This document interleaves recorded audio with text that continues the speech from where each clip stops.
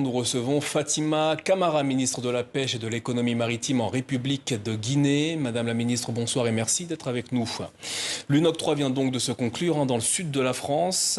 Quels enseignements, quels engagements spécifiques la Guinée a-t-elle pris vis-à-vis de l'appel de Nice qui a été voté aujourd'hui? Alors déjà, il faut rappeler que la pêche représente 4,5% du PIB au niveau de la Guinée, un secteur très promoteur au niveau économique. Et selon la vision du président de la République, le général Mamadi Doumbouya, qui prend très à cœur ce secteur vu qu'il y a la participation des pêcheurs, des marieuses et des fumeuses de poissons. Au niveau de la conférence, de la 3e conférence des Nations Unies, il est très opportun pour nous, pour venir nous engager. Les engagements ont été pris au niveau de l'accord BBNG dont nous avons eu à signer. Un autre accord au niveau de la commission sous-régionale où la Guinée aussi s'est engagée. De nouveaux partenariats ont été créés, à savoir, nous avons renforcé le partenariat avec l'IRD, mais aussi une grande moisson et de très grands efforts. Nous avons pu obtenir un financement de 128 millions de dollars avec le groupe de la Banque mondiale et de l'AFD. Alors justement, il s'agit du projet que vous portez, qui s'intitule Kunki, qui signifie pirogue en soussou. Pouvez-vous nous dire quels sont les principaux points sur lesquels repose ce projet? Alors, il faut savoir que ce projet est innovateur, vient vraiment pour booster le secteur, car il intervient dans la résilience climatique, mais pour pouvoir améliorer aussi la condition de vie de ces différents acteurs de la pêche. Très concrètement, qu'est-ce que ça va changer pour les personnes qui vivent des ressources halieutiques en Guinée? Alors déjà, il faut savoir en termes économiques, ça va booster le secteur. Il y aura la rénovation aussi et de la construction de nouveaux ports modernes. Donc l'emploi va être créé. Ça va les aider au niveau de toute la population côtière qui va profiter de ce projet. Des formations sont en cours. La recherche est au rendez-vous. Donc je pense que ce projet vient en appoint et d'où le thème de cette fois-ci de la 3e conférence des Nations Unies. Je pense que le projet vient vraiment pour dire que la Guinée aussi tient en compte de tout ce qui est résilience climatique. Alors l'un des enjeux de cette UNOC 3 était la lutte contre la pêche illicite, non déclarée et non réglementée.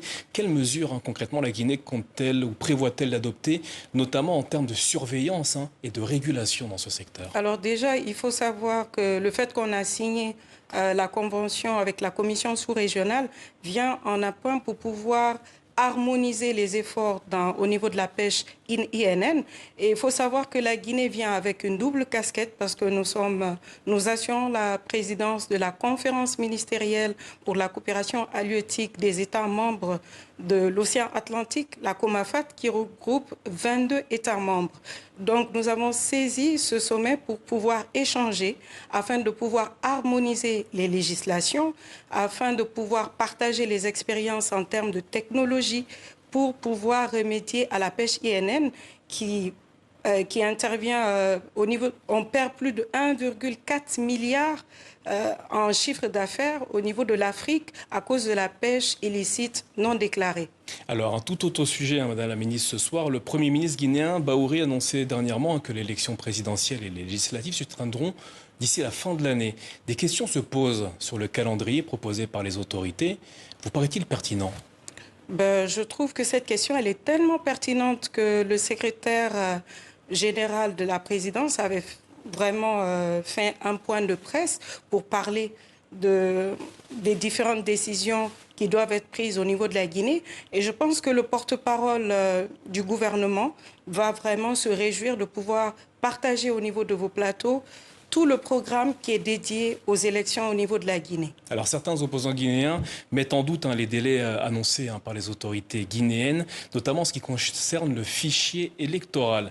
Comment est-ce que sur quoi allez-vous vous baser pour, entre guillemets, organiser ces élections, notamment avec le référendum qui arrive au mois de septembre? Je pense qu'on doit plutôt s'en réjouir de la politique actuelle du gouvernement. Vous avez vu la campagne de sensibilisation qui se fait au niveau du RAVEC. Cela montre à suffisance l'intérêt que les autorités actuelles portent pour pouvoir nous donner des fichiers fiables. Alors si Mamadi Doumbouya, le président de la transition, décidait de se présenter dans le cadre d'une éventuelle élection présidentielle en Guinée prochainement. Est-ce que vous le soutiendrez? Une question ou une affirmation, mais je pense que cette réponse doit être donnée au peuple, pas à un individu. Je ne voudrais pas influencer les uns et les autres.